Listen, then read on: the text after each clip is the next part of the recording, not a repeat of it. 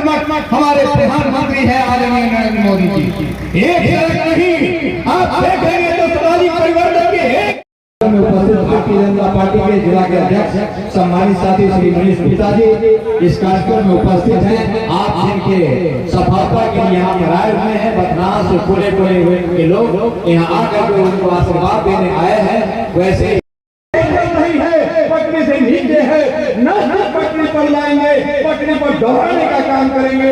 ये है नीतीश कुमार जी और उनके नेतृत्व में, उनके आशीर्वाद के आपके बीच में आपके प्रत्याशी अनिल राम जी आए हैं।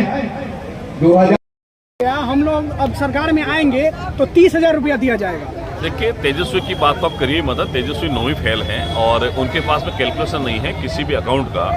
वो पूरे बिहार के हर एक परिवार को नौकरी देना चाहते हैं। वो पता है कि यहाँ जब 25 से 26 लाख नौकरियाँ हैं और यहाँ 2 से 2.5 करोड़ नौकरी वो कैसे देंगे आप? उनके पास कैलकुलेशन नहीं है। ये कम पढ़े लिखे जो लोग हैं, परिवारवाद की राजनीति के आधार पर, तुष्टिकरण की राजनीति के आधार पर और जंगल राज के आधार पर वो इस बार फिर से बिहार में सरकार बनाना चाहते हैं, लेकिन उनका सपना पूरा नहीं होगा। बिहार की जनता सुशासन के साथ में है, राष्ट्रवाद के साथ में है और विकास के साथ में, इसलिए एनडीए गठबंधन सरकार पलायन के समस्याओं को खत्म करने के लिए एनडीए की सरकार की पहल कदम इस बार किस पे रहने वाली है? देखिए, हमारी जो एनडीए की सरकार है लगातार रोजगार के साधन जो है उपलब्ध करा रही है और लगातार पिछले 20 सालों में अगर नीतीश बाबू जी ने काम नहीं किया होता तो सरकार रिपीट नहीं होती। लगातार उन्होंने चाहे मेडिकल कॉलेज के काम किए हैं, चाहे यूनिवर्सिटी के काम किए हैं, चाहे रेलवे पुलों के काम किए हैं, ओवरब्रिज के काम किए, फ्लाईओवर के काम किए, बड़े एनएचआई के काम किए हैं और स्कूलों के काम किए, हॉस्पिटल के काम किए हैं। लगातार उन्होंने अच्छे काम किए हैं। मातृशक्ति को संबल प्रदान करने के उन्होंने काम किए हैं, नए रोजगार के अवसर पैदा किए। तो ये सब बिहार की जनता जानती है।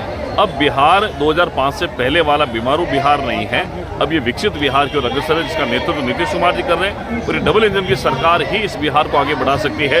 ये परिश्रमी प्रदेश है, यहाँ के लोग बड़े स्वाभिमानी हैं, यहाँ के लोग मेहनत करके अपनी जीविका का उपार्जन करते हैं। इसलिए आने वाले समय में कहीं भी बिहार में कोई भी व्यक्ति बेरोजगार ना रहे, उसको अपने परिश्रम का पूरा मेहनताना मिले। इस बात बिहार के लोगों को जो अन्य राज्यों में अपमान का सहन करना पड़ता है, अपमानित होते हैं, उस पर आपका क्या कहना है? ऐसा नहीं है। देखिए, ऐसा नहीं है। हम राजस्थान में भी ऐसे हमारे बिहारी भाइयों से मिलना होता है।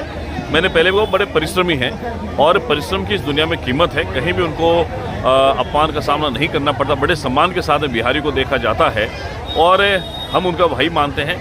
हम भी यहाँ राजस्थान से बिहार आए हैं, हमें भी कहीं ऐसा नहीं लगा कि यहाँ हमें अपमान का सामना करना पड़े। ये राजस्थान की, बिहार की संस्कृति है, ये हिंदुस्तान की संस्कृति है, जहाँ हम सब लोग भाईचारे के साथ, प्रेम के साथ में रहते हैं और हमारे मन में बिहारियों के प्रति बड़ा सम्मान। तमिलनाडु की सरकार के द्वारा कहा गया था कि अब तमिलनाडु में हमारी सरकार नहीं है, वहाँ विपक्षियों की सरकार है, इसलिए वो सांप्रदायिकता के आधार पर चुनाव लड़ती है। वहाँ के नेताओं को यहाँ पे लाके चुनाव आने वाले चुनाव में उनको भी जनता सबक सिखाएगी, लेकिन हम चाहते हैं कि भाईचारे